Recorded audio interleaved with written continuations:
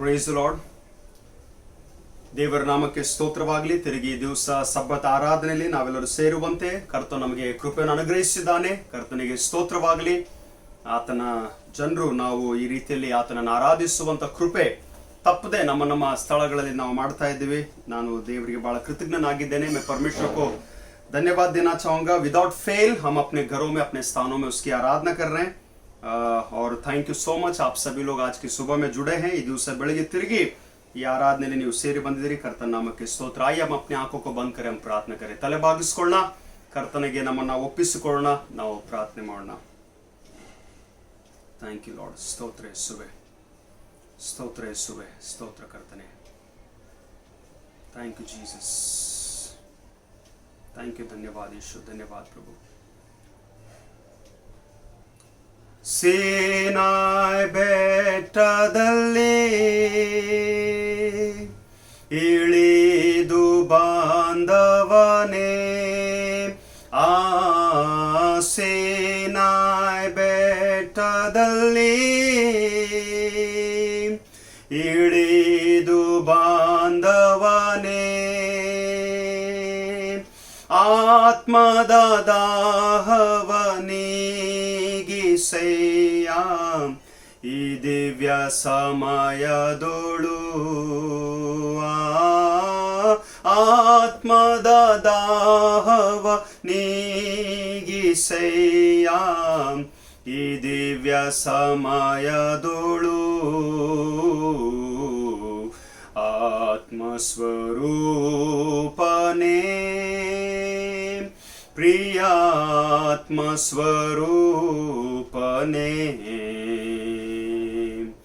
ಈಗ ಬಾ ದೇವಾ, ಇಳಿದು ಬಾ ದೇವಾ ನಮ್ಮ ಮಧ್ಯದೊಳು,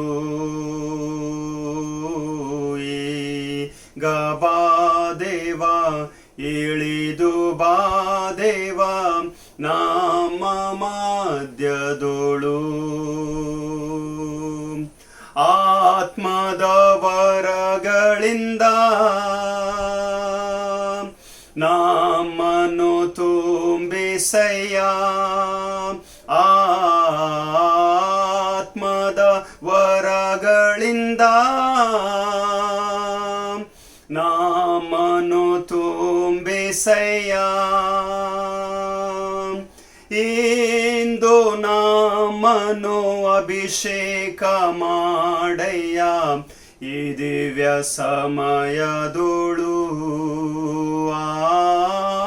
ಇಂದು ಮಿನುಗಲು ಅಭಿಷೇಕ ಮಾಡಯ್ಯ ಈ ದಿವ್ಯ ಸಮಯದೊಳು, ಆತ್ಮಸ್ವರೂಪನೇ, ಪ್ರಿಯಾತ್ಮಸ್ವರೂಪನೇ,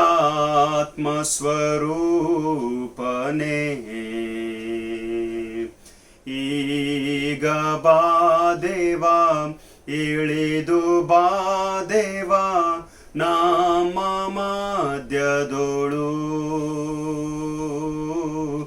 ಈಗ ಬಾ ದೇವಾ, ಇಳಿದು ಬಾ ದೇವಾ ನಮ್ಮ ಮಧ್ಯದೊಳು.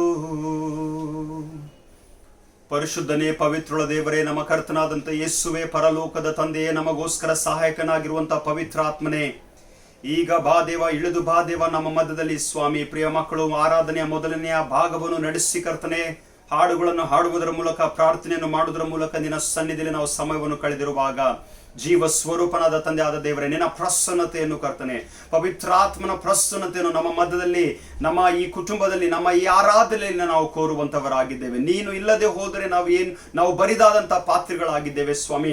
ನೀನು ಇಲ್ಲದೆ ಹೋದರೆ ನಾವು ಏನು ಮಾಡಲಾರೆವು ಕರ್ತನೆ. ನೀನು ಇಲ್ಲದೆ ಹೋದರೆ ನಾವು ಜೀವಿಸಲಾರೆವು ಕರ್ತನೆ. ನೀನೇ ನಮಗೆ ಸರ್ವಸ್ವನು, ನೀನೇ ನಮಗೆ ಬಲವು, ನೀನೇ ನಮಗೆ ಶಕ್ತಿಯು ಸ್ವಾಮಿ, ನೀನೇ ನಮಗೆ ಧೈರ್ಯವಾಗಿದೆ ಸ್ವಾಮಿ. ನಿನಗೆ ಸ್ತೋತ್ರ ಹೇಳುತ್ತೇವೆ ಕರ್ತನೆ. ಈ ಕ್ಷಣದಲ್ಲಿ ಬಾ ಸ್ವಾಮಿ, ಒಂದೊಂದು ಮನೆಗಳಲ್ಲಿ ಬಾ, ಒಂದೊಂದು ಸ್ಥಳಗಳಲ್ಲಿ ಬಾ ಕರ್ತನೆ, ಒಂದೊಂದು ಕುಟುಂಬಗಳಲ್ಲಿ ಕರ್ತನೆ, ನಿನ್ನ ಪ್ರಸನ್ನ ತಿಳಿದು ಬರಲಿ ಎಂಬುದಾಗಿ ಪ್ರಾರ್ಥಿಸ್ತೇನೆ. ತಲೆಗಳನ್ನು ಬಾಗಿಸಿರುವಂತಹ ಸಣ್ಣವರು ಮೊದಲುಗೊಂಡು ದೊಡ್ಡವರ ಪರ್ಯಂತರ ಎಲ್ಲರ ಮೇಲೆ ಸ್ವಾಮಿ ನಿನ್ನ ಆಶೀರ್ವಾದಗಳು ಸ್ವಾಮಿ, ನಿನ್ನ ಕೃಪಾ ಸಹಾಯ ಸ್ವಾಮಿ, ನಿನ್ನ ಆತ್ಮನ ಬಲ, ಆತ್ಮನ ಅಭಿಷೇಕ ಸ್ವಾಮಿ ನೀನು ಬರಮಾಡಬೇಕೆಂಬುದಾಗಿ ನಿನ್ನಲ್ಲಿ ಪ್ರಾರ್ಥಿಸ್ತೇವೆ. ಒಂದು ಚಿಕ್ಕ ಆಗ್ಬೋದು, ವ್ಯಕ್ತಿ ಒಬ್ಬರೇ ವ್ಯಕ್ತಿಯಾಗಿದ್ದು ಅವ್ರು ಕೂತ್ಕೊಂಡಿರ್ಬೋದು ಕರ್ತನೆ. ಯಾರು ಎಲ್ಲಿ ನಿನ್ನ ಸನ್ನಿಧಿಯಲ್ಲಿ ತಲೆಗಳನ್ನು ಭಾಗಿಸಿದಾರೋ ನೀನು ಪ್ರಸನ್ನನಾಗು ಕರ್ತನೆ. ನೀನು ಇಳಿದು ಬಾ ಸ್ವಾಮಿ. ನಮ್ಮ ಆರಾಧನೆಯನ್ನು ಸ್ವೀಕಾರ ಮಾಡು ಕರ್ತನೆ. ನಮ್ಮ ಹಾಡುಗಳನ್ನು ಸ್ವೀಕಾರ ಮಾಡು, ನಮ್ಮ ಪ್ರಾರ್ಥನೆಗಳನ್ನು ಸ್ವೀಕಾರ ಮಾಡು, ನಾವು ಕೇಳುವಂತ ವಾಕ್ಯದ ಧ್ಯಾನ ಸ್ವಾಮಿ ಸ್ವೀಕಾರ ಮಾಡು. ಎಲ್ಲದರ ಮೂಲಕ ನಿನಗೆ ಘನ ಮಾನ ಮಹಿಮೆ ಉಂಟಾಗಲಿ ಕರ್ತನೆ. ಪದೇ ಪದೇ ಪ್ರತಿ ದಿವಸ ಪ್ರತಿ ಕ್ಷಣ ಯಥಾ ರೀತಿಯಲ್ಲಿ ನಿನ್ನಲ್ಲಿ ಪ್ರಾರ್ಥಿಸ್ತಾ ಇದ್ದೇವೆ ಸ್ವಾಮಿ. ವಾಕ್ಯಗಳಿಂದ ಧ್ಯಾನ ಮಾಡ್ತಾ ಇದ್ದೇವೆ, ಅನೇಕ ದೈವ ಸಂದೇಶಗಳನ್ನು ಕೇಳ್ತಾ ಇದ್ದೇವೆ ಸ್ವಾಮಿ. ಆಕಾಶವನ್ನು ಎತ್ತಿ ನಮ್ಮ ಕಣ್ಣುಗಳನ್ನು ಎತ್ತಿ ಆಕಾಶದ ಕಡೆಗೆ ನೋಡುತ್ತೇವೆ, ಯಾಕಂದ್ರೆ ನಮ್ಮ ಸಹಾಯವು ಕೇವಲ ನಿನ್ನ ಮೂಲಕ ಬರುವಂತದಾಗಿದೆ. ಸಹಾಯ ಮಾಡು, ಕೃಪೆ ನೀಡು ಸ್ವಾಮಿ. ನಿನ್ನ ಜನರಿಗೆ ಸಹಾಯ ಮಾಡು, ನಿನ್ನ ಮಕ್ಕಳಿಗೆ ಸಹಾಯ ನೀಡು, ಈ ದೇಶಕ್ಕೆ ಸಹಾಯ ನೀಡು, ಈ ರಾಷ್ಟ್ರಗಳಿಗೆ ಸಹಾಯ ನೀಡು, ಇಡೀ ಲೋಕಕ್ಕೆ ನಿನ್ನ ಸಹಾಯ ಮಾಡು ಕರ್ತನೆ ಸ್ವಾಮಿ. ಸಹಾಯ ಮಾಡುವಂತ ದೇವರು ನೀನು ಕರ್ತನೆ. ಸಹಾಯ ಮಾಡು ಕರ್ತನೆ. ನಮ್ಮನ್ನು ಕರುಣಿಸು, ನಮ್ಮ ಪಾಪಗಳನ್ನು ತೊಳೆದು ಬಿಡು, ನಮ್ಮ ಎಲ್ಲ ಅಧರ್ಮಗಳನ್ನು ಸ್ವಾಮಿ, ನಮ್ಮ ಎಲ್ಲಾ ರೀತಿಯ ಪಾಪದ ಸಂಗತಿಗಳನ್ನು ಸ್ವಾಮಿ ನಿನ್ನ ರಕ್ತದಲ್ಲಿ ತೊಳೆದು ನಮ್ಮನ್ನು ಶುದ್ಧೀಕರಿಸು ಸ್ವಾಮಿ. ನಿನ್ನ ಸನ್ನಿಧಿಯಲ್ಲಿ ಪಶ್ಚಾತ್ತಾಪ ಪಡುವವರು, ನಿನ್ನ ಸನ್ನಿಧಿಯಲ್ಲಿ ಪಾಪಗಳನ್ನು ಒಪ್ಪಿಕೊಳ್ಳುವವರು ಧನ್ಯರು ಸ್ವಾಮಿ. ಆದ್ದರಿಂದ ಅಯ್ಯೋ ದೇವರೇ, ಪಾಪಿಯಾದಂತ ನನ್ನನ್ನು ಕರುಣಿಸು ಎಂಬುದಾಗಿ ನಾವುಗಳು ಪ್ರಾರ್ಥನೆ ಮಾಡ್ತಾ ಇದ್ದೇವೆ ಸ್ವಾಮಿ. ತಂದೆಯ ದೇವರೇ, ದಿನಗಳು ಹೋಗ್ತಾ ಹೋದಾಗೆಲ್ಲ ನಮ್ಮ ದೇಶದ ಸ್ಥಿತಿಗತಿಗಳು ಕರ್ತನೆ ಬಹಳ ಕೆಟ್ಟು ಹೋಗ್ತಾ ಇದ್ದಾವೆ ಸ್ವಾಮಿ. ಈ ರೋಗ ಕಾಯಿಲೆಗಳ ಸಂಖ್ಯೆ ಹೆಚ್ಚಾಗ್ತಾ ಇದೆ ಸ್ವಾಮಿ. ಪೇಷಂಟ್ಸ್ಗಳ ಸಂಖ್ಯೆ ಹೆಚ್ಚಾಗ್ತಾ ಇದೆ ಕರ್ತನೆ ಸ್ವಾಮಿ. ಮರಣದ ಸಂಖ್ಯೆಗಳು ಹೆಚ್ಚಾಗ್ತಾ ಇದ್ದೇವೆ ಸ್ವಾಮಿ. ದೇವರೇ, ನಿನ್ನ ಕೃಪೆಯನ್ನು ಹೆಚ್ಚು ಮಾಡು ಸ್ವಾಮಿ. ನಿನ್ನ ಸ್ವಸ್ಥತೆಯನ್ನು ಹೆಚ್ಚು ಮಾಡು, ನಿನ್ನ ಬಿಡುಗಡೆಯನ್ನು ಹೆಚ್ಚು ಮಾಡು ಸ್ವಾಮಿ. ದಯಮಾಡಿ ಕರ್ತನೆ, ನಮ್ಮ ರಾಷ್ಟ್ರವನ್ನು, ನಮ್ಮ ದೇಶವನ್ನು ಕರುಣಿಸು ಸ್ವಾಮಿ. ಮನುಷ್ಯ ಜಾತಿಯು ನಿನ್ನ ವಿರುದ್ಧವಾಗಿ ಮಾಡಿರುವಂತ ಎಲ್ಲ ಪಾಪಗಳನ್ನು ಕ್ಷಮಿಸು ಸ್ವಾಮಿ. ಇನ್ನು ಯಾರು ನಿನ್ನ ಕಡೆಗೆ ತಿರುಗಿಕೊಂಡಿಲ್ವೋ ಸ್ವಾಮಿ, ಅಂತವರು ತಿರುಗಿಕೊಳ್ಳುವಂತ ಕೃಪೆ ನೀಡು ಸ್ವಾಮಿ. ಅನೇಕ ಮನೆಗಳು, ಅನೇಕ ಕುಟುಂಬಗಳು ಸ್ವಾಮಿ ಮುಂಬೈ ಪ್ರಾಂತದಲ್ಲಿ, ಧಾರಾವಿ ಅಂತ ಸ್ಥಳದಲ್ಲಿ ಕರ್ತನೆ ಸ್ವಾಮಿ ಭಯದ ಆತ್ಮದಲ್ಲಿ ಒಳಗಾಗಿದ್ದಾರೆ ಸ್ವಾಮಿ. ಅಕ್ಕಪಕ್ಕದಲ್ಲಿ ಅನೇಕ ಸುದ್ದಿಗಳನ್ನು ಕೇಳುವಾಗ ಕರ್ತನೆ, ಅನೇಕ ಮನೆಗಳಿಗೆ ಸ್ವಾಮಿ, ಅನೇಕ ಮನೆಯ ಬಾಗಿಲುಗಳಿಗೆ, ಅನೇಕ ವ್ಯಕ್ತಿಗಳಿಗೆ ಸ್ವಾಮಿ ಈ ಭಯದ ಆತ್ಮ ಉಂಟಾಗ್ತಿರುವಾಗ ಎಲ್ಲಾ ಭಯದ ಆತ್ಮವನ್ನು ಯೇಸುವಿನ ನಾಮದಲ್ಲಿ ಗದರಿಸ್ತಾ ಇದ್ದೇನೆ ಸ್ವಾಮಿ. ಯಾರ್ಯಾರು ಮನೆಗಳಲ್ಲಿ ಕೂತ್ಕೊಂಡು ಆರಾಧನೆ ಮಾಡ್ತಾ ಇದ್ದಾರೋ ಸ್ವಾಮಿ, ಇವರ ಮನೆಯ ಬಾಗಿಲಿನ ನಿಲುವು ಪಟ್ಟಿಗಳ ಮೇಲೆ ನಿನ್ನ ಕಲ್ವರಿ ಶಿಲುಬೆಯ ಪರಿಶುದ್ಧವಾದ ರಕ್ತವನ್ನು ಸ್ವಾಮಿ ಚಿಮಿಕಿಸ್ತಾ ಇದ್ದೇವೆ ಸ್ವಾಮಿ. ನಿನ್ನ ರಕ್ತದಲ್ಲಿ ಮುದ್ರೆಗೊಳಿಸ್ತಾ ಇದ್ದೇನೆ ಸ್ವಾಮಿ. ಯಾವ ಕ್ರೈಸ್ತ ವಿಶ್ವಾಸಿಗಳು ಒಬ್ಬರಾದ್ರೂ ಸ್ವಾಮಿ ಈ ರೋಗ ಕಾಯಿಲೆಗೆ ಒಳಗಾಗದಂತೆ ಸ್ವಾಮಿ ನಿನ್ನ ಸಂರಕ್ಷಣೆ, ನಿನ್ನ ಸುರಕ್ಷತೆ ನಿನ್ನ ಮಕ್ಕಳಿಗೆ ಕೊಡು ಸ್ವಾಮಿ. ತಮ್ಮ ಪ್ರಿಯರನ್ನು ಕಳಕೊಂಡು ಸ್ವಾಮಿ ದುಃಖದಲ್ಲಿರುವಾಗ, ಕಣ್ಣೀರಿನಲ್ಲಿರುವಂತಹ ಜನರಿಗಾಗಿ ನಾವು ಪ್ರಾರ್ಥಿಸ್ತಾ ಇದ್ದೇವೆ. ಮರಣಕ್ಕೆ ಈಡಾಗಿರುವಂತಹ ಕುಟುಂಬಗಳಿಗಾಗಿ ನಾವು ಪ್ರಾರ್ಥಿಸ್ತಾ ಇದ್ದೇವೆ. ಅವರನ್ನು ಸಂತೈಸು, ಸಮಾಧಾನಗೊಳಿಸು ಕರ್ತನೆ. ಅವರಿಗೆ ಬೇಕಾಗಿರುವಂತಹ ನೆಮ್ಮದಿಯನ್ನು ಕರ್ತನೆ ನೀನು ದಯಪಾಲಿಸು ಎಂಬುದಾಗಿ ನಿನ್ನಲ್ಲಿ ಪ್ರಾರ್ಥಿಸ್ತೇವೆ ಸ್ವಾಮಿ. ಈ ಪ್ರತ್ಯೇಕವಾಗಿ ಧಾರಾವಿ ಪ್ರಾಂತದ ಈ ಸ್ಲಮ್ಸ್ಗಳಲ್ಲಿ ಕರ್ತನೆ ನಿನ್ನ ಕೃಪೆ ಇರಲಿ ಸ್ವಾಮಿ. ಮೂಲೆ ಮೂಲೆಗಳಲ್ಲಿ, ಕೋಣೆಯಲ್ಲಿ, ಸಮಾಜದಲ್ಲಿ ಸ್ವಾಮಿ, ಒಂದೊಂದು ಏರಿಯಾಗಳಲ್ಲಿ ಸ್ವಾಮಿ ನೀನು ಪ್ರಸನ್ನತೆ ಇರಲಿ ಕರ್ತನೆ. ಅನೇಕ ವಿಶ್ವಾಸಿಗಳು ನಾವು ಪ್ರಾರ್ಥನೆ ಮಾಡ್ತಾ ಇದ್ದೇವೆ ಸ್ವಾಮಿ. ನಮ್ಮ ಪ್ರಾರ್ಥನೆಗಳು ವ್ಯರ್ಥವಾಗಿ ಹೋಗದಂತೆ ನೀನು ನೋಡಿಕೊಳ್ಳಬೇಕೆಂಬುದಾಗಿ ನಿನ್ನಲ್ಲಿ ಪ್ರಾರ್ಥಿಸ್ತೇವೆ. ಅನೇಕ ಲೇಬರ್ಸ್ಗಳಿಗಾಗಿ ನಾವು ಪ್ರಾರ್ಥಿಸ್ತೇವೆ. ದುಡಿಯುವಂತವರು, ಕೆಲಸ ಮಾಡುವಂತವರು ಕರ್ತನೆ ಅತ್ತ ಇತ್ತ ಇದ್ದುಕೊಂಡು ಕರ್ತನೆ ದಿನಗಳು ಕಳೀತಾ ಇದ್ದಾರೆ ಸ್ವಾಮಿ. ಅವರಿಗೆ ಹೇಗೆ, ಎಲ್ಲಿ, ಯಾವ ರೀತಿಯಲ್ಲಿ ಊಟ ಸಿಗ್ತಾ ಇದೆ ನಮಗೆ ಗೊತ್ತಿಲ್ಲ ಸ್ವಾಮಿ. ಆದ್ರೆ ಕೃಪೆ ನೀಡು, ಕರುಣಿಸು, ಸಹಾಯ ನೀಡು ಸ್ವಾಮಿ. ಸರಿಯಾದಂತ ನಾಯಕರನ್ನು ಸ್ವಾಮಿ, ಸರಿಯಾದಂತ ವ್ಯಕ್ತಿಗಳನ್ನು ನೇಮಕ ಮಾಡಿಕೊಂಡು ಸ್ವಾಮಿ ಅವರ ಹತ್ರ ಊಟ ಮುಟ್ಟುವಂತೆ ಕೃಪೆ ನೀಡು ಸ್ವಾಮಿ. ಅವರಿಗೆ ಊಟ ತಲುಪುವಂತ ಕೃಪೆ ನೀಡು ಸ್ವಾಮಿ.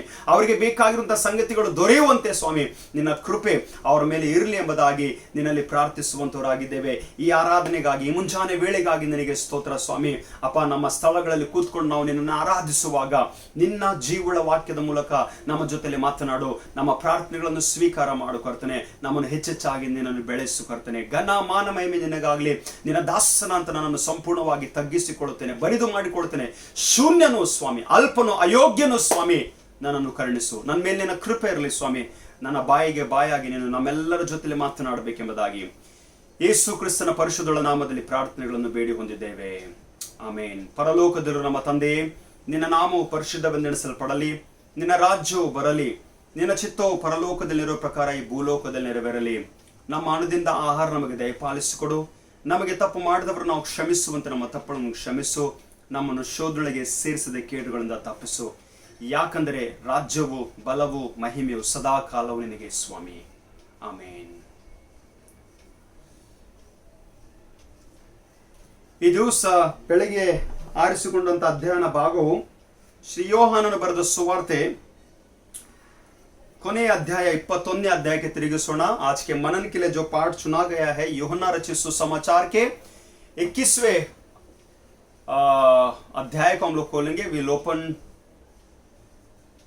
जॉन चैप्टर 21 21ನೇ ಅಧ್ಯಾಯ 15ರಿಂದ 19 ವಚನಗಳನ್ನು ಓದ್ತೇನೆ। I'll read from verse 15 through 19, 15 through 19. ಯೋಹಾನನು ಬರೆದ ಸುವಾರ್ತೆ 21ನೇ ಅಧ್ಯಾಯ 15ರಿಂದ।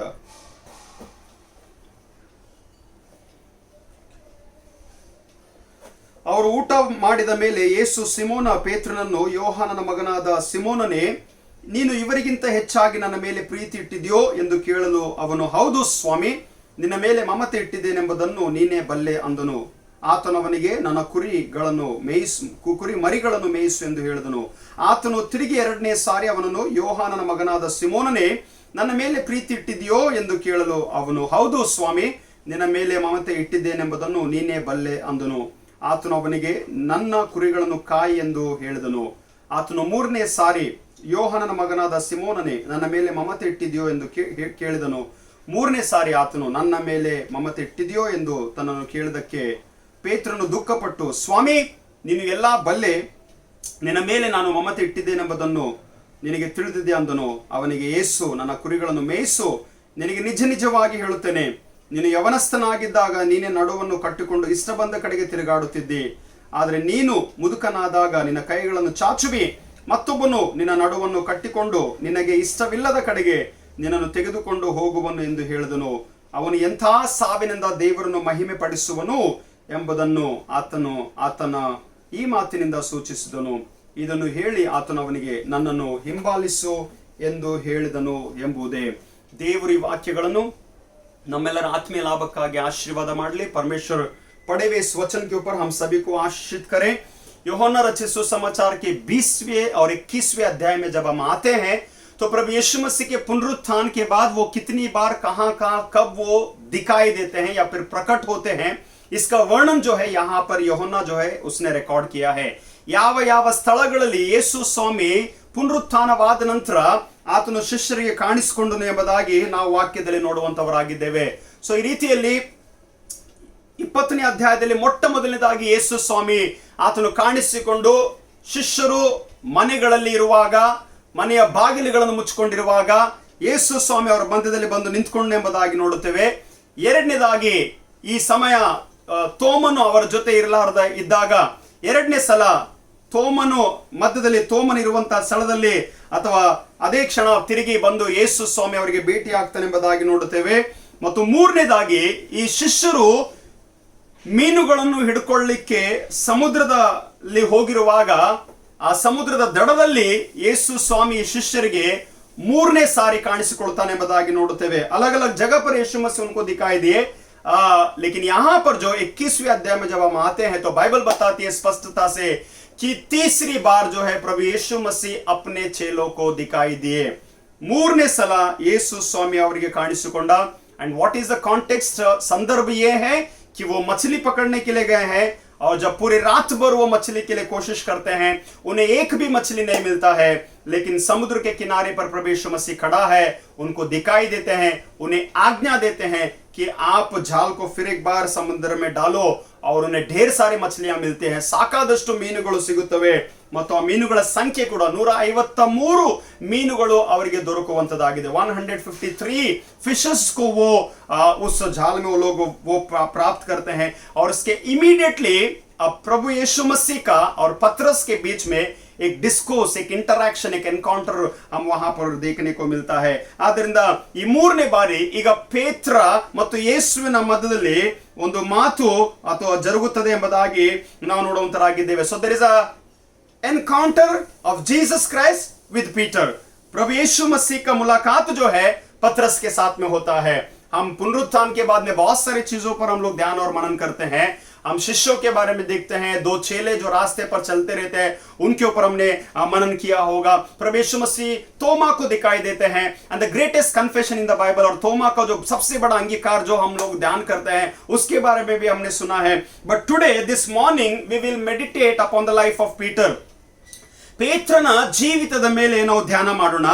ಪೇತ್ರನು ಯಾರಾಗಿದ್ದಾನೋ, ಪೇತ್ರನು ಯಾವ ರೀತಿಯಲ್ಲಿ ಯೇಸು ಸ್ವಾಮಿಯ ಜೊತೆಯಲ್ಲಿ ಈ ಕೊನೆಯ ಬಾರಿ ಆತನು ಮಾತುಕತೆ ಆಯಿತು ಎಂಬುದಾಗಿ ನಾವು ಸ್ವಲ್ಪ ಪೇತ್ರನ ಜೀವಿತದ ವಿಷಯದಲ್ಲಿ ನಾವು ಧ್ಯಾನ ಮಾಡೋಣ. So who was Peter? ಪೇತ್ರನೆನಿಸಿಕೊಳ್ಳುವಂತ ಸಿಮೋನನು ಎಂಬುದಾಗಿ ಆತನ ಹೆಸರು ಉಂಟು. ಆತನ ತಂದೆಯ ಹೆಸರು ಯೋಹಾನ ಅಥವಾ ಯೋನ ಎಂಬುದಾಗಿ ಮತ್ತಾಯನು ಬರೆದ ಸುವಾರ್ತೆ 16ನೇ ಅಧ್ಯಾಯ 17ನೇ ವಚನದಲ್ಲಿ ಬರೆಯಲ್ಪಟ್ಟಿದೆ. ಬೆತ್ಸತಾ ಎಂಬ ಊರಿಗೆ ಸಂಬಂಧಪಟ್ಟವನಾಗಿದ್ದನು. ಆತನ ತಮ್ಮನ ಹೆಸರು ಆಂದ್ರಿಯ.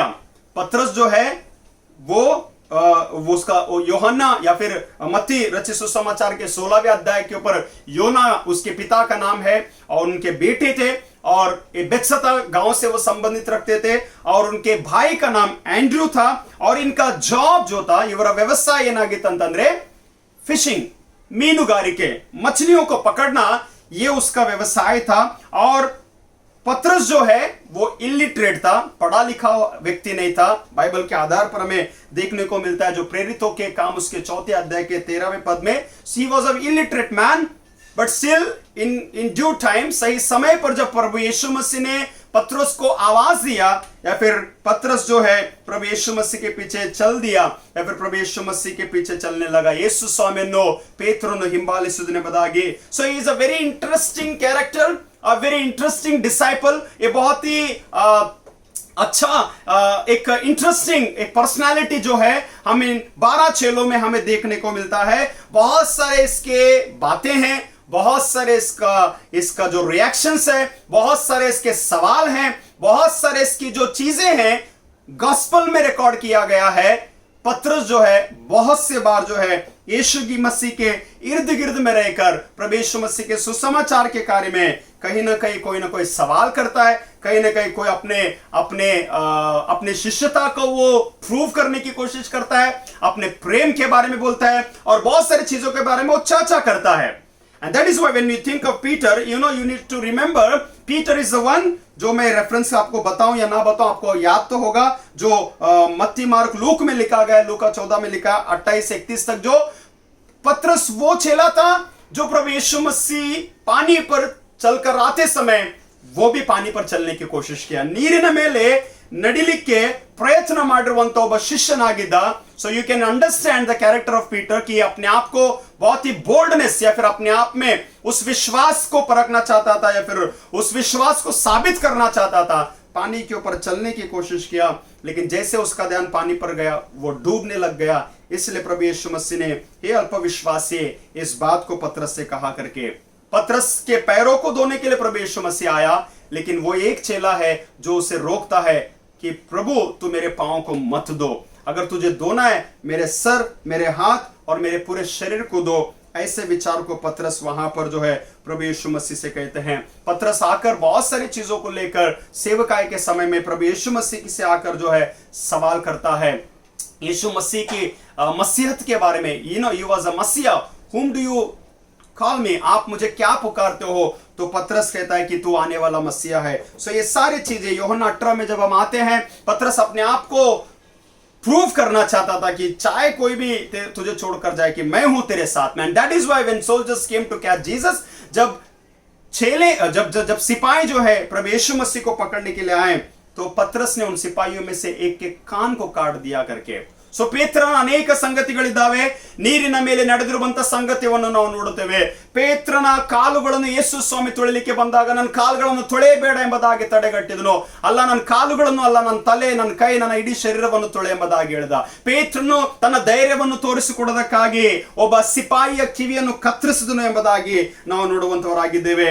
ಪೇತ್ರನು ಯೇಸು ಸ್ವಾಮಿಗೆ ಅನೇಕ ಸಲ ಒಂದೇ ಮಾತನ್ನು ಹೇಳಿದ, यारे निन्नನ್ನು तिरस्कार ಮಾಡಿದ್ರು ನಾನು ನಿನ್ನನ್ನು ತಿರಸ್ಕಾರ ಮಾಡಲ್ಲ. चाहे कोई भी तुझे तिरस्कार करे, लेकिन मैं तुझे तिरस्कार नहीं करूंगा. I will stand with you, I will go with you. So he has lot of interesting things, बहुत सारे चीजें हैं. और पतरस के जीवन के बारे में जब हम देखते हैं तो सुसमाचार में प्रभु यीशु मसीह उसके ऊपर भी बहुत ज्यादा ध्यान दिया। इसलिए जब पतरस को पुकारा, पतरस को कहा, I will make you fishers of men. ನಾನು ನಿನ್ನನ್ನು ಮನುಷ್ಯರನ್ನು ಹಿಡಿಯುವ ಬೆಸ್ತರನ್ನಾಗಿ ಮಾಡುವೆನೆಂಬುದಾಗಿ ಯೇಸು ಸ್ವಾಮಿ ಆತನಿಗೆ ತಿಳಿಸಿದನೆಂಬುದಾಗಿ. We also find that he was a married man by looking at this passage, Matthew 8. ಮತ್ತಾಯನ ಬರೆದ ಸುವಾರ್ತೆ 8ನೇ ಅಧ್ಯಾಯ 14ರಿಂದ 17 ನೋಡಿದೆಯಾದ್ರೆ ನಮ್ಗೆ ಗೊತ್ತಾಗ್ತದೆ, ಯೇಸು ಸ್ವಾಮಿ ಪೇತ್ರನ ಅತ್ತೆಯ ಮನೆಗೆ ಹೋಗಿ ಆತನ ಅತ್ತೆಯನ್ನು गुणपಡಿಸಿದನೆಂಬುದಾಗಿ. यीशु ने पतरस की सासू मां को चंगा किया, जिससे पता चलता है कि उसकी पत्नी थी, उसका परिवार था, लेकिन फिर भी पतरस जो है प्रभु यीशु मसीह के पीछे चला, प्रभु यीशु मसीह को फॉलो किया, प्रभु यीशु मसीह के सेवकाई में उसने भाग लिया. when we think of this particular passage, इस भाग को जब हम देखते हैं, 19वां पद जो है बहुत ही विशेष है, जिसका अंदाजा उसको नहीं था. 19ನೇ ವಚನ ಈ ಭಾಗದಲ್ಲಿ ಬಹಳ ಮುಖ್ಯವಾಗಿದೆ. ಆತನು ಎಂತಹ ಸಾವಿನಿಂದ ದೇವರನ್ನು ಮಹಿಮೆ ಪಡಿಸುವನೆಂಬುದಾಗಿ ಯೇಸು ಸ್ವಾಮಿ ಅಲ್ಲಿ ನುಡಿಯುವಂತವನಾಗಿದ್ದಾನೆ. ಒಂದು ವೇಳೆ ಇತಿಹಾಸ ನಿಮಗೆ ಗೊತ್ತಿದೆ, ಅದರ चर्च ट्रेडिशन की बातें अगर आपको स्मरण में है तो मैं आपको बताना चाहूंगा, पतरस एक वो डिसाइपल था, वो एक ही चेला था जो उसे उल्टा लटका के क्रूस के ऊपर मार दिया गया.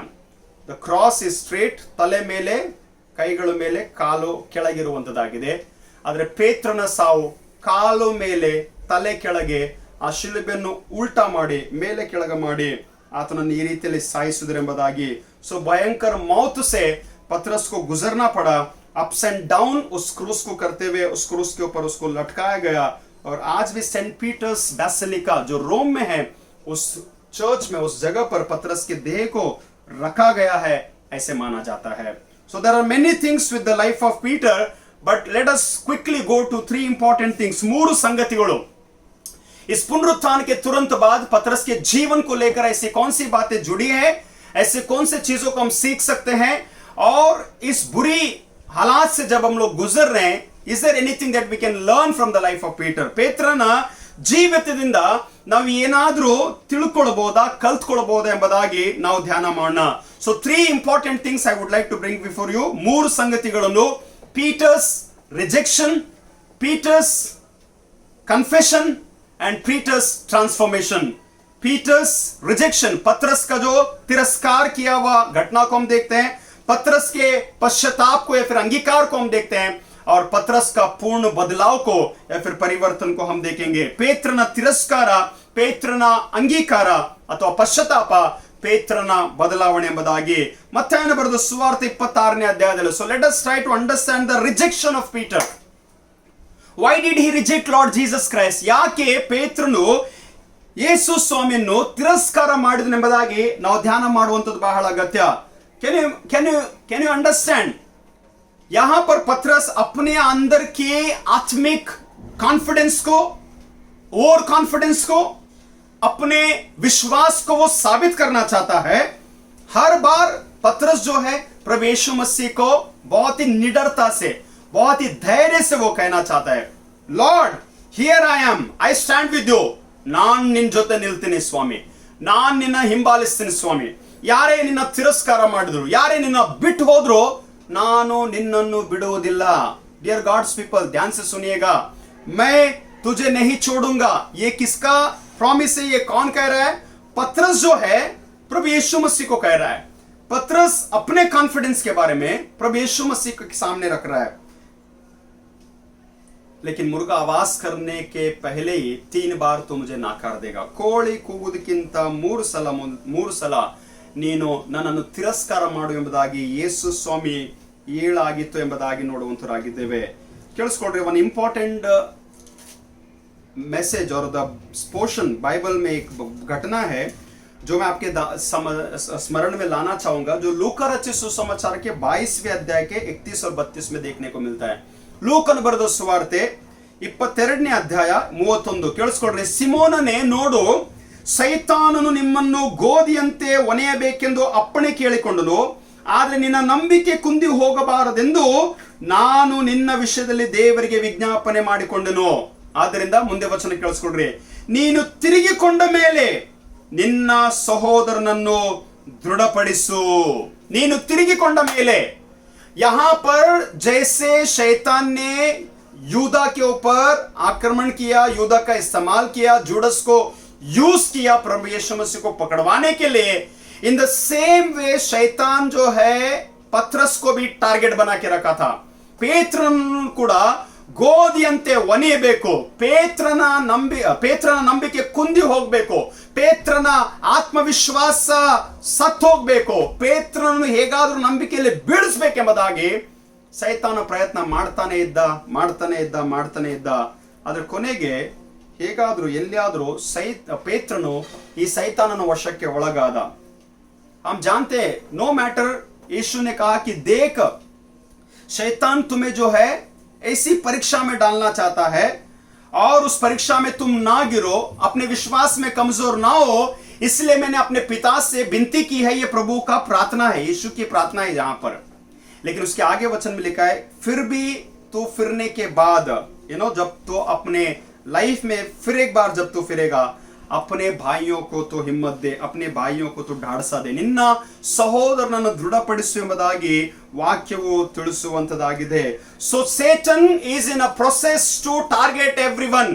ಸೈತಾನನು ಪ್ರತಿಯೊಬ್ಬರನ್ನು ವಂಚಿಸಬೇಕು, ಪ್ರತಿಯೊಬ್ಬರನ್ನು ಮೋಸ ಮಾಡಬೇಕು, ಪ್ರತಿಯೊಬ್ಬರನ್ನ ಆತ್ಮೀಯ ಜೀವಿತವನ್ನು ಬಿಳಿಸಬೇಕು, ಪ್ರತಿಯೊಬ್ಬರ ನಂಬಿಕೆಯು ಕುಂದಿ ಹೋಗಬೇಕು, ಪ್ರತಿಯೊಬ್ಬರು ಬಿದ್ದು ಹೋಗ್ಬೇಕೆಂಬುದಾಗಿ ಸೈತಾನನು ಪ್ರಯತ್ನ ಮಾಡ್ತಿದ್ದಾನೆ. ಅರ್ಥ ಮಾಡ್ಕೊಳ್ರಿ ಇದನ್ನ.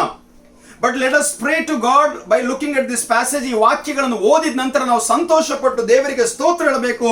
ಅದೇನಂತಂದ್ರೆ ಸೈತಾನನ ವಶಕ್ಕೆ ಒಳಗಾಗದಂತೆ ನಮ್ಮನ್ನು ನಾವು ಕಾಪಾಡಿಕೊಳ್ಳುವಂಥದ್ದು ಬಹಳ ಅಗತ್ಯ. ಯಾವ ಪೇತ್ರ ನೀರಿನ ಮೇಲೆ ನಡಿಲಿಕ್ಕೆ ಪ್ರಯತ್ನ ಮಾಡಿದ್ನೋ, ಯಾವ ಪೇತ್ರ ಆ ಸಿಪಾಯಿಯ ಕಿವಿಯನ್ನು ಕತ್ತರಿಸಿದ್ನೋ, ಯಾವ ಪೇತ್ರ ಯೇಸು ಸ್ವಾಮಿಯ ಸೇವೆಯಲ್ಲಿ ಬಹಳ ಬಲವಾಗಿ ನಿಂತ್ಕೊಂಡು, ಯಾವ ಪೇತ್ರ ಧೈರ್ಯವಾಗಿ ಯೇಸುವಿನ ಜೊತೆಲಿ ಎಲ್ಲವನ್ನು ಮಾಡಲಿಕ್ಕೆ ಸಿದ್ಧನಾಗಿದ್ನೋ, ಈಗ ಪೇತ್ರನು ಒಂದಲ್ಲ ಎರಡಲ್ಲ 3 ಸಲ ತಿರಸ್ಕಾರ ಮಾಡುತ್ತಾನೆ. ಮತ್ತಾಯನ ಬರೆದ ಸುವಾರ್ತೆ 26ನೇ ಅಧ್ಯಾಯದಲ್ಲಿ 70ನೇ ವಚನ, 71ನೇ ವಚನ, 73ನೇ ವಚನ, 3 ಡಿಫರೆಂಟ್ ಟೈಮ್ಸ್, 3 ಬೇರೆ ಬೇರೆ ಸಮಯದಲ್ಲಿ ದಾಸಿಯು ಬಂದು ಕೇಳ್ತಾಳೆ, ಗಲಿಲಾಯದ ಯೇಸುವಿನ ಕೂಡ ಇದ್ದವನು ನೀವು ಅನ್ನಲೋ? ಅವನು ಅಲ್ಲ, ನೀನು ಏನನ್ನುತ್ತೀಯೋ ನನಗೆ ಗೊತ್ತಿಲ್ಲ ಎಂಬುದಾಗಿ ಹೇಳಿದ. 2ನೇ ಸಲ ಬಾಗಿಲನ ಕಡೆಗೆ ಹೊರಟು ಹೋದಾಗ ಮತ್ತಳು, ನೀನು ನಜರೇತಿನ ಯೇಸುವಿನ ಜೊತೆಲಿ ಇದ್ದವನು ಅಲ್ಲ, ಆ ಮನುಷ್ಯನನ್ನು ನಾನು ಅರಿಯೆ ಎಂದು ಆಣೆ ಇಟ್ಟು ಹೇಳ್ತೀನಿ ಎಂಬುದಾಗಿ ಹೇಳಿದ. 3ನೇ ಸಲ ನಿಂತವರೆಲ್ಲರೂ ನಿಶ್ಚಯವಾಗಿ ನೀನು ಸಹ ಅವರಲ್ಲಿ ಒಬ್ಬನು ಎಂಬುದಾಗಿ ಹೇಳುವಾಗ ಆ ಮನುಷ್ಯನನ್ನು ನಾನು ಅರಿಯೆ ಎಂಬುದಾಗಿ ಪೇತ್ರನು ನುಡಿದು ಬಿಟ್ಟ.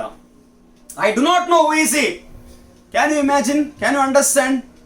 3.5 साल जो पतरस प्रभु यीशु मसीह की सेवकाई के इर्द गिर्द में था, आश्चर्य कर्मों को देखा, अद्भुत कामों को देखा, वचन को उसने सुना, मिरेकल्स को उसने अनुभव किया, अपने हाथ से ही वो टोकरी पकड़कर 5000 लोगों के बीच में खड़े रहकर उसने भी रोटी बांटा.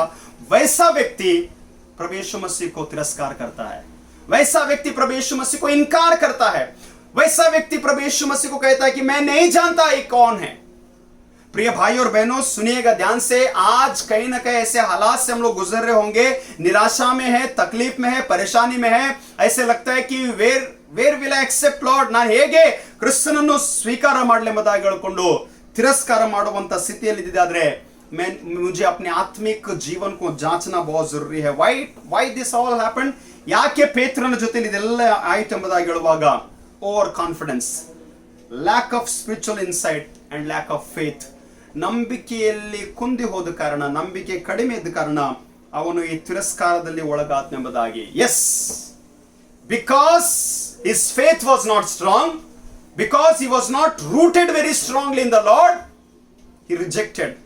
he rejected by fear, डर के मारे कि मेरी भी हालात, मुझे भी मार दिया जाएगा, मुझे भी पकड़वा दिया जाएगा, उसने तिरस्कार कर दिया. और यह बहुत ही बुरा हुआ जो पतरस ने प्रभु यीशु मसीह को 3 बार इनकार कर दिया. 3 ಸಲ ಪೇತ್ರನು ಯೇಸು ಸ್ವಾಮಿಯನ್ನು ತಿರಸ್ಕಾರ ಮಾಡಿರುವಂತ ಒಂದು ಸಂಗತಿಯನ್ನು ನಾವಿಲ್ಲಿ ನೋಡುವಂತವರಾಗಿದ್ದೇವೆ. अब सुनिएगा दूसरा विषय, जो पतरस ने 3 बार उसने इनकार किया, अब वही पतरस 3 बार ಅಂಗೀಕಾರ करता है. हालेलूया. ಯಾವ ಪೇತ್ರನು 3 ಸಲ ಯೇಸು ಸ್ವಾಮಿಗೆ ನಾನು ಅರಿಯೆ ಎಂಬುದಾಗಿ ತಿರಸ್ಕಾರ ಮಾಡಿದನೋ, ಅದೇ ಪೇತ್ರನೀಗ ಯೇಸುವನ್ನು ನಾನು ನಿನ್ನನ್ನು ಪ್ರೀತಿಸುತ್ತೇನೆ ಎಂಬುದಾಗಿ 3 ಸಲ ಅಂಗೀಕಾರ ಮಾಡಿದ. The repentance and the confession of Peter, This is very important. No matter, there are many people who go astray from the Lord. प्रभु से दूर चले जाते हैं, प्रभु में निराश हो जाते हैं, विश्वास में डगमगा जाते हैं, विश्वास में गिर जाते हैं, लेकिन फिर भी प्रभु यीशु मसीह अपेक्षा करते हैं कि ऐसे लोग उठ जाएं, ऐसे लोग खड़े हो जाएं, ऐसे लोगों को प्रभु मौका देता है. ದೇವರು ಅಂತ ಜನರಿಗೆ ಆತನು ಇನ್ನೊಂದು ಅವಕಾಶ ಕೊಡುವಂತವನಾಗಿದ್ದಾನೆ. ಆದ್ರಿಂದ ಯೋಹಾನನ ಬರೆದ ಸುವಾರ್ತೆ 21ನೇ ಅಧ್ಯಾಯದಲ್ಲಿ ಬರುವಾಗ, now this is a very important interaction, very important encounter that Jesus had with Peter. बहुत ही जरूरी था कि प्रभु यीशु मसीह को पतरस से मुलाकात करना. इन दिनों में अभी भी प्रभु यीशु मसीह बहुत सारे लोगों से मुलाकात करना चाहते हैं, बहुत सारे लोगों के साथ में भेंट देना चाहते हैं, बहुत सारे लोगों के सामने खड़े होकर प्रभु यीशु मसीह बातचीत करना चाहते हैं. And I need to ask myself, is there any time that I am giving to my Lord? ನಾನು ಏನಾದರೂ ಸಮಯ ನನ್ನ ತಂದೆಯಾದ ದೇವರಿಗೆ ನಾನು ಕೊಡುತ್ತೀನಾ ಇಲ್ಲ ಎಂಬ ಒಂದು ಪ್ರಶ್ನೆ ನಾನು ಮಾಡುವಂಥದ್ದು ಬಹಳ ಅಗತ್ಯ.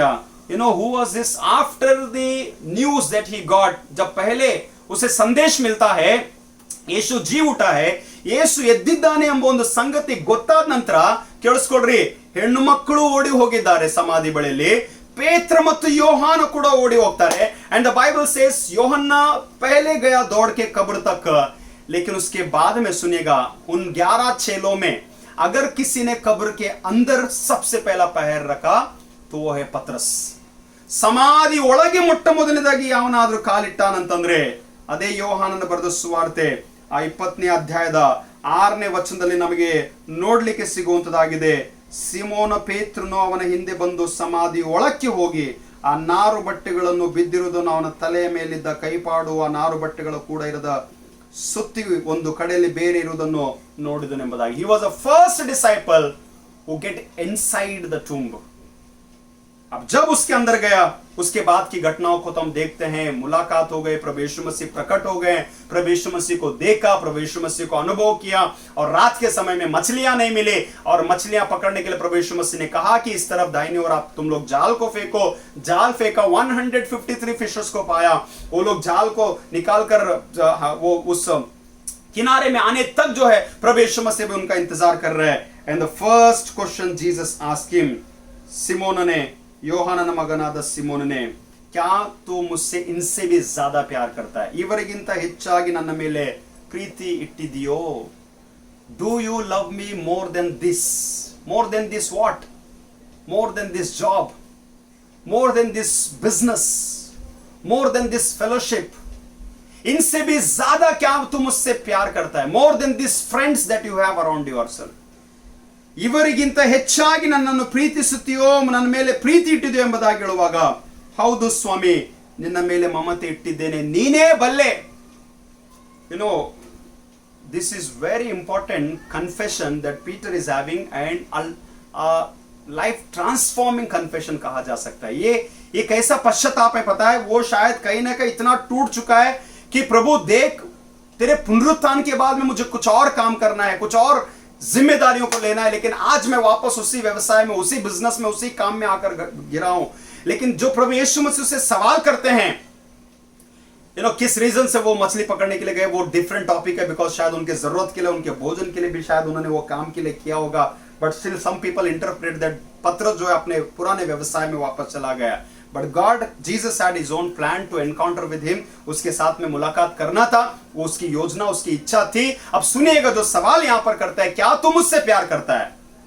और एक ने, दो ने, 3 बार, yes Lord, I love you Jesus, I love you Father. ಹೌದು ಸ್ವಾಮಿ, ನಾನು ನಿನ್ನನ್ನು ಪ್ರೀತಿಸ್ತೀನಿ. 2ನೇ ಸಲ ಕೇಳ್ತಾನೆ, ನನ್ನ ಮೇಲೆ ಪ್ರೀತಿ ಇಟ್ಟಿದ್ಯೋ? 3ನೇ ಸಲ ಕೇಳ್ತಾನೆ, ನನ್ನ ಮೇಲೆ ಮಮತೆ ಇಟ್ಟಿದ್ಯೋ? 3ನೇ ಸಲ ವಾಕ್ಯ ಹೇಳ್ತದೆ ಅವನು ದುಃಖ ಪಟ್ನು ಎಂಬುದಾಗಿ. तीसरी बार यहाँ पर वचन में लिखा है, उसे बहुत दुख हुआ, उसे बहुत तकलीफ हुआ, उसे बहुत मन में ठेस पहुंची. My Lord, my God, you are asking the same question again and again. That means you want to talk and you want to tell me that how wretched sinner I am. कितना बुरा पापी हूं प्रभु कि मैं तेरे इर्द गिर्द में रहकर, तेरे संगति में रहकर, तेरे कार्यों को देखकर, सारे मिरेकल्स को अनुभव करते हुए, सारे आश्चर्य कर्मों को देखते हुए, सारे बली बातों को मैं सुनते हुए, सीखते हुए, प्रभु मैंने 3 बार तुझे नाकार दिया प्रभु. मैं तुझे उस मौत में तुझे छोड़कर चला गया. ಆ ಸಾವಿಗೆ ಒಳಗಾಗುವಂತ ಸ್ಥಿತಿಯಲ್ಲಿ ನಾನು ನಿನ್ನನ್ನು ಬಿಟ್ಟು ಹೋದ್ನಲ್ಲಪ್ಪ ಅಂತ ಒಂದು ಪಶ್ಚಾತ್ತಾಪ, ಒಂದು ಅಂಗೀಕಾರ ಪೇತ್ರನ ಹೃದಯಕ್ಕೆ ಉಂಟಾಗ್ತಾ ಇದೆ ಎಂಬುದಾಗಿ the message that I want to tell all of you this morning, आज की सुबह में कहना चाहूंगा, ये समय है इन दिनों में हम प्रभु के उपस्थिति में अंगीकार करें. Let us confess, let us repent and let us say, Lord, yes, we love you no matter what is happening around us. ನಮ್ಮ ಹಿಂದೆ ಮುಂದೆ ಏನಾಗ್ತದೆಯೋ ನಮಗೆ ಗೊತ್ತಿಲ್ಲ ಸ್ವಾಮಿ. We continue to love you, we continue to worship you, we continue to praise you because you are our God, our Saviour. ನೀನೇ ನಮ್ಮ ರಕ್ಷಕನು, ನಮ್ಮ ದೇವರು ಸ್ವಾಮಿ. ನಾವು ನಿನ್ನನ್ನು ಪ್ರೀತಿಸ್ತೀವಿ ಸ್ವಾಮಿ. ಪೇತ್ರನ ಒಂದು ವಾಕ್ಯ ಹೇಳಿದಾನೆ, ಸ್ವಾಮಿ ನಿನ್ನನ್ನು ಬಿಟ್ಟು ನಾವು ಇನ್ಯಾರ ಬಳಿಗೆ ಹೋಗ್ಬೇಕು? ನಿತ್ಯ ಜೀವವನ್ನು ಉಂಟು ಮಾಡುವಂತ ಮಾತುಗಳು ನಿನ್ನ ಬಳಿಯಲ್ಲಿ ಇವೆ. हम तुझे छोड़ के कहां जाए प्रभु? अनंत काल के जीवन को प्रदान करने वाली बातें जो है तेरे पास है. ये उसका वचन था, ये उसकी बातें थी जो पतरस ने वहां पर कहा. आज ऐसे हालात में हमें प्रभु यीशु मसीह के प्रति जो प्यार, जो प्रेम, जो भक्ति है उसका अंगीकार करना बहुत ही जरूरी है. इस फेथ वाज शेकन. ಅವನ ನಂಬಿಕೆ ಅಳ್ಳಾಡಿ ಅಲ್ಲಕಲ್ಲೋಲವಾಗಿತ್ತು. ತನ್ನ ನಂಬಿಕೆಯಲ್ಲಿ ಕುಂದಿ ಹೋಗಿದ್ದಾರೆ. ಅವನ ನಂಬಿಕೆಯಲ್ಲಿ ಯಾವ ಸ್ಟ್ರೆಂತ್, ಯಾವ ಕರೇಜ್, ಯಾವ ಧೈರ್ಯ ಕಂಡು ಬರಲಿಲ್ಲ ರೀ. ಅವನು ಎಲ್ಲ ರೀತಿಯಲ್ಲಿ ಸೋತು ಹೋಗ್ಬಿಟ್ಟಿದ್ದ. ಆದ್ರೆ ಕಣ್ಣೀರಿಡುವಂತ ಸ್ಥಿತಿಯಲ್ಲಿ ದುಃಖಪಟ್ಟು ಮನಸ್ಸಿನಲ್ಲಿ ನೊಂದುಕೊಂಡು, ಸ್ವಾಮಿ ನಿನ್ನನ್ನು ಪ್ರೀತಿಸ್ತೇನೆ, ನಿನ್ನ ಮೇಲೆ ಮಮತೆ ಇಟ್ಟಿದ್ದೇನೆ ಎಂಬ ಒಂದು ಸಂಗತಿ, ಒಂದು ಮಾತನ್ನು ಪೇತ್ರನು ನುಡಿದನು ಎಂಬುದಾಗಿ ಪತ್ರಸ್ ने वहां पर कहा करके हम लोग देखते हैं. Do you say that yes Lord I love you Jesus, I still love you. आज भी मैं तुझसे वही प्यार, वही प्रेम मैं रखता हूं. इस प्रार्थना को कहना बहुत जरूरी है. एंड लिसन, जो पतरस ने तिरस्कार किया, जो पतरस ने अंगीकार किया, अब वो पतरस का जिंदगी बदल चुका है. The third thing, Peter's transformation. The life of Peter is completely changed. The personality is changed, the mindset is changed, the dedication is changed, everything is changed. और उसका ट्रांसफॉर्मिंग लाइफ को अगर आपको ध्यान मनन करना है तो प्रेरितों के काम उसका 3रा अध्याय, उसका 4था अध्याय, 5वां अध्याय पर मनन करेंगे. ಅಪೊಸ್ತಲ ಕೃತ್ಯಗಳು 3, 4, 5ನೇ ಅಧ್ಯಾಯದಲ್ಲಿ ಪೇತ್ರನ ಬದಲಾವಣೆ, ಪೇತ್ರನ ಸಂಪೂರ್ಣ ಜೀವಿತದ ಟ್ರಾನ್ಸ್ಫಾರ್ಮೇಶನ್ ನಮಗೆ ನೋಡ್ಲಿಕ್ಕೆ ಸಿಗುವಂತದಾಗಿದೆ. Listen to this very carefully. जो पतरस डरपोक था, जो पतरस जो है अपने विश्वास में कमजोर था, जो पतरस ने प्रभु यीशु मसीह को इनकार किया, जो पतरस प्रभु यीशु मसीह को मरने के लिए छोड़कर चला गया डर के, जो पतरस ने फिर प्रभु यीशु मसीह के पुनरुत्थान के बाद में अंगीकार किया, कन्फेस किया, अब वो पतरस जो है दोपहर के समय में सुंदर द्वार के द्वारा मंदिर में प्रार्थना करने के लिए जाता है. हालेलुया. ಈ ಪೇತ್ರನು ಮಧ್ಯಾಹ್ನದ ವೇಳೆಯಲ್ಲಿ ಪ್ರಾರ್ಥನೆ ಮಾಡಲಿಕ್ಕೆ ಹೋಗ್ತಾ ಇದ್ದಾನೆ. ಅವನ ಮುಂದೆ ಹುಟ್ಟ ಕುಂಟನು ಕೂತ್ಕೊಂಡಿದ್ದಾನೆ. And Peter tells to that person, उस व्यक्ति को पतरस कहता है कि तू मुझे ध्यान से क्यों देख रहा है? मुझे तुझे देने के लिए ना सोना है ना चांदी है. ನನಗೆ ನಿನಗೆ ಕೊಡ್ಲಿಕ್ಕೆ ಬಂಗಾರ ಬೆಳ್ಳಿ ಅಂತಿಲ್ಲ, ಆದ್ರೆ ಒಂದು ಉಂಟು. ಅದೇನಂತಂದ್ರೆ ನಜರೇತಿನ ಯೇಸುವಿನ ಹೆಸರಿನಲ್ಲಿ ಎದ್ದು ನಡೆದಾಡು. ಹಲ್ಲೆಲೂಯಾ. ಪೇತ್ರನಲ್ಲಿ ಬಂದಂತ ಬದಲಾವಣೆ ಬಹಳ ಶ್ರೇಷ್ಠವಾಗಿತ್ತು ರೀ. ಅಂಡ್ ಅದಕ್ಕಿಂತ ಮುಂಚೆ ಇದನ್ನು ಕೂಡ ನಂಬಬೇಕು, because in chapter 2 he is filled with the Holi spirit. दूसरे अध्याय में जब हम आते हैं तो 120 लोग जब चेलों के साथ में सब लोग मिलकर प्रार्थना करते हैं, अब वो पवित्र आत्मा से भरित है, पवित्र आत्मा से अभिषेक है. क्योंकि पहला अध्याय के 8वें वचन में लिखा है कि पवित्र आत्मा तुम पर उतर कर आएगी और संसार के अंत तक, छोर तक जो है तुम मेरे लिए गवाह ठहरोगे. This is true. In the last days the spirit of the Lord must come upon us. इन अंत के दिनों में परमेश्वर की आत्मा हम सभी के ऊपर उतरना बहुत जरूरी है. परमेश्वर का अभिषेक जो है हमारे ऊपर उतर कर आना बहुत जरूरी है. ದೇವರ ಆತ್ಮನ ಅಭಿಷೇಕ, ಪವಿತ್ರಾತ್ಮನ ಬಲ ನಮ್ಮ ಮೇಲೆ ಬರುವಂತದ್ದು ಬಹಳ ಅಗತ್ಯ. ಪವಿತ್ರಾತ್ಮನಿಂದ ತುಂಬಲ್ಪಟ್ಟಿದ್ದಾರೆ, ಪವಿತ್ರಾತ್ಮನ ಅಭಿಷೇಕವನ್ನು ಹೊಂದಿದ್ದಾರೆ, ಪವಿತ್ರಾತ್ಮನ ಶಕ್ತಿ ಅವರು ಹೊಂದಿಕೊಂಡಿದ್ದಾರೆ. ಅದ್ಭುತಗಳನ್ನು ಮಾಡ್ತಿದ್ದಾರೆ, ಮಿರಾಕಲ್ಸ್ ಗಳನ್ನು ಮಾಡ್ತಿದ್ದಾರೆ, ಕುಂಟನನ್ನು ಎಬ್ಬಿಸಿ ನಡೆದಾಡಿಸ್ತಾ ಇದ್ದಾನೆ. And when you go further, अगर आप लोग आगे देखेंगे, यू नो उस अध्याय में वो बहुत ही धैर्य के साथ में उस व्यक्ति को खड़ा करते हैं. और 4थे अध्याय में जब हम आते हैं तो बहुत ही निडरता के साथ में एक ऐसा व्यक्ति जो कमजोर था, डरपोक था, अब बहुत ही धैर्य के साथ में खड़े होकर प्रचार कर रहा है. Praise the Lord. When we encounter Jesus, when we repent and confess our life before the Lord, our life will be transformed. ನಮ್ಮ ಜೀವಿತವು ಬದಲಾಗುವಂತದಾಗಿದೆ. And this is the purpose that God is expecting from all of us in दिनों में, that your life has to be transformed. ನಿನ್ನ ಜೀವಿತ, ನನ್ನ ಜೀವಿತ ಬದಲಾಗಬೇಕ್ರಿ. ಸುಮ್ಮನೆ ಸಾಧಾರಣವಾದಂತ ಜೀವಿತ ಅಲ್ಲ, ಆದ್ರೆ ಎಂತ ಜೀವಿತ ಗೊತ್ತುಂಟ? 4ನೇ ಅಧ್ಯಾಯದಲ್ಲಿ ನೋಡುವಾಗ 5,000 ಮಂದಿಗೆ ಪ್ರಸಂಗ ಮಾಡ್ತಾ ಇದ್ದಾನೆ. 5,000 लोगों के बीच में खड़े होकर वो प्रचार कर रहा है। When you come to chapter 5 आगे आएंगे तो वहां पर बहुत सारे लोग जो है अपना धन को बेचकर अपने सारे धन को लाकर चेलों के पास में डाल रहे थे। अननिया सफीरा दोनों जो है उनके संपत्ति को उन्होंने दिया, लेकिन कुछ अपने पास रख लिया। लेकिन पतरस को पता चला कि ये परमेश्वर, प्रभु यीशु और पवित्र आत्मा के विरुद्ध में पाप कर रहे हैं झूठ बोलते हुए। एंड ऑन द स्पॉट उसी घर के दरवाजे के ऊपर अननिया भी मर जाता है, सफीरा भी मर जाती है। When you come to chapter 5 5ನೇ ಅಧ್ಯಾಯದಲ್ಲಿ ನೀವು ವಾಕ್ಯದಲ್ಲಿ ನೋಡುವಾಗ ಏನಾಗ್ತಾ ಇದೆ ಗೊತ್ತುಂಟಾ? अब लोग जितने सारे बीमार लोग हैं उन लोगों को रास्ते के किनारे पे लाके रख रहे हैं। इस उम्मीद से अगर पतरस यहाँ पे गुजर भी गया, यहां से चल भी गया, चलकर गया, तो उसका जो शैडो है, अगर उसका शैडो अगर उन लोगों पर भी गिरेगा तो वो लोग चंगे हो जाएंगे। Hallelujah. Miracles were taking place by the shadow of Peter. ಅದ್ಭುತಗಳು ಪೇತ್ರನ ನೆರಳಿನ ಮೂಲಕ ಜರುಗ್ತಾ ಇದ್ದು ರೀ.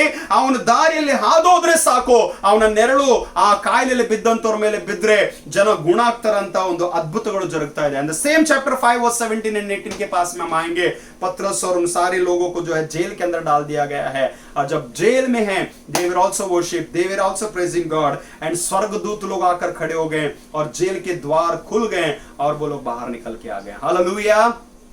ಯಸ್, ಯಾವ ದಿವಸ ಯೇಸುವನ್ನು ನಿನ್ನ ಜೀವಿತದಲ್ಲಿ ನೀನು ಅಂಗೀಕಾರ ಮಾಡಿ ಅನುಭವ ಮಾಡ್ತೀಯೋ ಅದ್ಭುತಗಳು ಜರುಗುವಂತದ್ದಾಗಿದೆ. Transformation will take place, a great revival will take place, a great mighty things will happen through your life. ನಿನ್ನ ಜೀವಿತದ ಮೂಲಕ ದೊಡ್ಡ ಕಾರ್ಯಗಳು ಜರುಗುವಂತದ್ದಾಗಿದೆ. Weak becomes strong, fearful becomes bold. ಬಲಹೀನನು ಬಲವಾಗುವಂತವನಾಗಿದ್ದಾನೆ, ಧೈರ್ಯ ಇಲ್ಲದವನು ಧೈರ್ಯವಂತನಾಗಿ ಸೇವೆ ಕೆಲಸ ಕಾರ್ಯಗಳನ್ನು ಮಾಡುವಂತವನಾಗಿದ್ದಾನೆ. Do you want to experience the power of resurrection in your life in the midst of all the crisis that we are going through? The resurrection power is still alive. ಯೇಸು ಕ್ರಿಸ್ತನ ಪುನರುತ್ಥಾನದ ಶಕ್ತಿಯು ಇನ್ನೂ ಜೀವಂತವಾಗಿದೆ ರೀ. ಯಾಕೆ ಗೊತ್ತುಂಟಾ? ಯೇಸು ಸ್ವತಃ ಜೀವಂತವಾಗಿದ್ದಾನೆ. ಯೇಸು ಸತ್ತಿಲ್ಲ, ಯೇಸು ಸಮಾಧಿ ಒಳಗಿಲ್ರಿ. ಲೋಕ ಸಾಯ್ತಾ ಇದೆಯಾ, ಸಾಯ್ಲಿ. ಜನರು ಸಾಯ್ತಾ ಇದೆಯಾ, ಸಾಯ್ಲಿ. ಯಾರಲ್ಲಿ ಏನೇನು ಆಗ್ತಾ ಇದೆಯಾ ಆಗಲಿ ಪರವಾಗಿಲ್ಲ, ಯೇಸು ಜೀವಂತವಾಗಿದ್ದಾನೆ.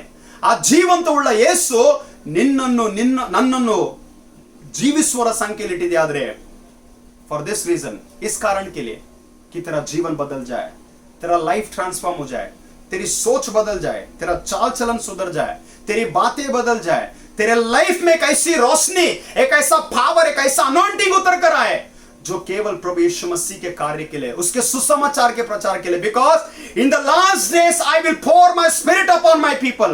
ಕೊನೆಯ ದಿವಸಗಳಲ್ಲಿ ನಾನು ನನ್ನ ಆತ್ಮವನ್ನು ನನ್ನ ಜನರ ಮೇಲೆ ಸುರಿಸುವೆನೆಂಬುದಾಗಿ ಯೇಸು ಸ್ವಾಮಿ ಹೇಳಿದ್ದಾನೆ. Do you want to receive that anointing? Do you want to receive that power? Do you want to receive that God's strength in your life? ದೇವರ ಶಕ್ತಿ, ಆ ಬಲವನ್ನು ಅಂಗೀಕಾರ ಮಾಡಿ. No matter small children sitting at your home doing all your small activities, but pray, Lord, fill me with your anointing. चाहे वो छोटे बच्चे क्यों ना हो, जवान बच्चे क्यों ना हो, बुजुर्ग हैं, Lord, हम कौन से दिनों में जी रहे हैं आप जानते हैं प्रभु, लेकिन तेरा अभिषेक उतर कर आए. ಪವಿತ್ರ ಆತ್ಮ ನಮ್ಮ ಮೇಲೆ ಇಳಿದು ಬರಲಿ ಸ್ವಾಮಿ. ಯಾವಾಗ ಪವಿತ್ರ ಆತ್ಮ ನಮ್ಮ ಮೇಲೆ ಇಳಿದು ಬರ್ತದೋ ಹೊಸ ಮನುಷ್ಯತ್ವವನ್ನು, ಹೊಸ ಸ್ವಭಾವವನ್ನು, ಹೊಸ ಬಲವನ್ನು ನಾವು ಹೊಂದಬೇಕು, ಹೊಸ ಶಕ್ತಿಯನ್ನು ಹೊಂದಿ ಪೇತ್ರನ ಹಾಗೆ ಯೇಸು ಸ್ವಾಮಿ ಹೇಳಿದ್ದಾನೆ, ಯಾವ ಅದ್ಭುತಗಳನ್ನು ನೀವು ಕೇಳಿದ್ದೀರೋ ಅದಕ್ಕಿಂತ ಮಿಗಿಲಾದಂತ ಸಂಗತಿಗಳನ್ನು ನಿಮ್ಮ ಜೀವಿತದಲ್ಲಿ ಮಾಡುವಿರಿ, ನೋಡುವಿರಿ, ಅನುಭವಿಸುವಿರಿ ಎಂಬುದಾಗಿ. जिन संगतियों को बाइबल में लिखा गया है उनसे भी कितने बड़े बड़े कामों को आप देखोगे, अनुभव करोगे, अपने जीवन में आप लोग करोगे. So may God be the glory. परमेश्वर के नाम को धन्यवाद दो. आइए हम अंगीकार करें, आइए हम कन्फेस करें और कहें कि प्रभु मुझ पापी पर दया कर. ಪಾಪಿಯಾದಂತ ನನ್ನನ್ನು ಕರುಣಿಸು ಸ್ವಾಮಿ, ನನ್ನ ಪಾಪಗಳನ್ನು ತೊಳೆ, ನನ್ನನ್ನು ಕ್ಷಮಿಸು.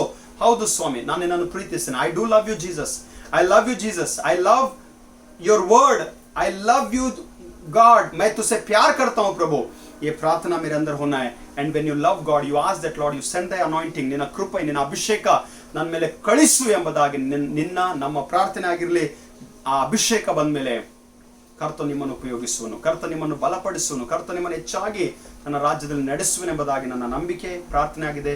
तले बागस्कोलना प्रार्थना मारना। आइए आंखें बंद करें, प्रार्थना करेंगे। स्वर्गीय दयालु परमेश्वर, हम धन्यवाद देना चाहते हैं सुबह के समय में तेरे उपस्थिति में आकर तेरे वचनों को हमने सुना है, मनन किया है। प्रभु तेरे नाम में शक्ति है, सामर्थ्य है, तू जिंदा है, तू पुनरुत्थानित परमेश्वर है। प्रभु तेरे नाम को हम ऊंचा उठाते हैं और होने दे कि पवित्र आत्मा का अभिषेक प्रभु हमारे ऊपर उतर कर आए पिता। जैसे 40 दिनों के बाद में प्रभु वो सारे लोग इकट्ठे हुए थे प्रार्थना के लिए, लॉर्ड पेंटिकोस्ट के दिन में प्रभु जो आत्मा तूने उंडेला था प्रभु, वो आत्मा हम सभी के ऊपर उंडेला। और जैसे तूने पतरस को इस्तेमाल किया वैसे और उससे भी बढ़कर प्रभु इन लोगों को इस्तेमाल कर, इनकी जिंदगी को इस्तेमाल कर, इनके लाइफ को आप इस्तेमाल कीजिए पिता, आपके नाम की महिमा के लिए आप ऐसा करेंगे।